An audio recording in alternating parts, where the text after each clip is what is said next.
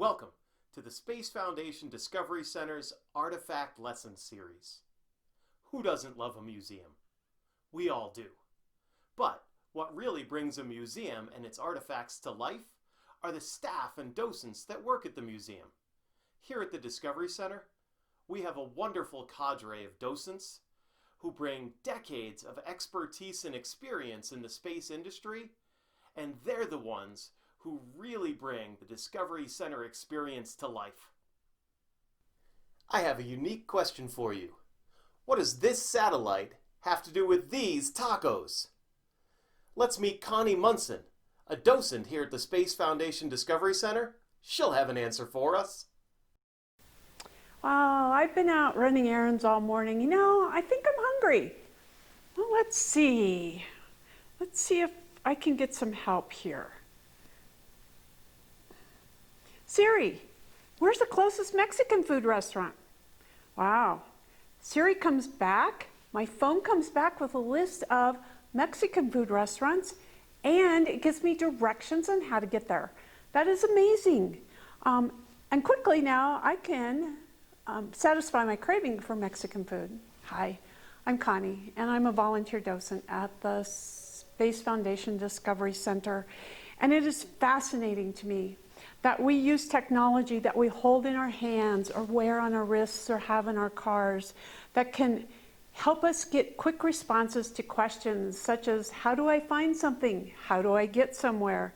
And how do I get there quickly? What's the best route? That technology is with us all the time. The Global Positioning System, or GPS as we know it, is a system made up of three parts. The first is the control system. The system operates the satellites, obviously, from the ground and is located just outside of Colorado Springs. The next system is a series of 11 antennae and 16 tracking stations that are located all around the world. And these systems, as well as the control station, send signals up to the satellites. They check them, they update the software, they make sure that the satellites are in the right orbit as well. And then we have the satellites. There are 31 satellites orbiting the Earth, 27 used to receive our signals and send our signals back when we request that information. These signals are used for civilian as well as for military purposes. And it's all controlled at a control center. So how does this work? And who can use this technology? So the Air Force maintains 27 working GPS, or global positioning satellites, and they orbit the Earth at 12,500 miles or 20,117 kilometers. They circle the Earth twice a day. As of February 2020, there are 31 satellites orbiting the Earth, and those 4 extra satellites are used in case one breaks down or they need to do updates to one that's already in space, so they can track and monitor those and make changes as they need to. So these satellites not only circle the Earth twice a day, but as they circle, they send continuous navigation signals to antennae that are on the ground. And these antennae then snag those signals out of the air, and they use those signals to calculate time, distance, velocity or speed with really high accuracy. Okay, so we have GPS. Who uses GPS? Technology has found its way into so many parts of our life. Farmers use it when they plow, plant, and harvest their fields. Companies use it to assist in the delivery and tracking of packages. We use it. We use it to get directions, find that nearest Mexican food restaurant, or to help us do activities. Anyone who has software or an application on their phone, on their watch, on a GPS device in their car, can use the GPS signals anywhere in the world. Okay, so real life experience, right? I like to run. I love to run outdoors. So I use my watch to track my run. So I turn it on, and the first thing it says is waiting for GPS. Why do you suppose that is? And they're sending a signal constantly. So my watch and the application in my watch will send a signal out that says, hey, come find me. And it says it's a signal out to the satellites. It takes 3 or 4 satellites to really find my location. And like a triangle, the sides all come to a point. Well, that point now is my watch. And when it gets that point, and all 3 of them, or even 4, will find the signal and return it to my watch, then it knows exactly where I am. And then it says, ready, let's go. So let's start the run. And so once the watch has that connection, I can start my run.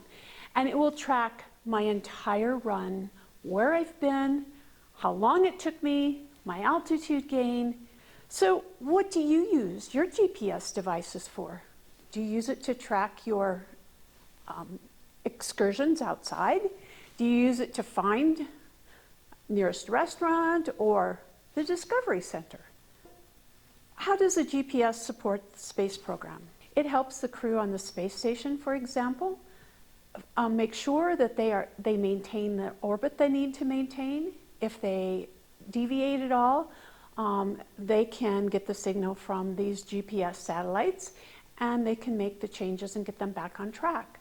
Same with any spacecraft that we send up. So if we send spacecraft up to rendezvous with the space station that has either new people on it or supplies, those spacecraft rely on the GPS system. So it works just like it does here on Earth. They send a signal, the satellite sends a signal back. So it's easy, and it works just the same.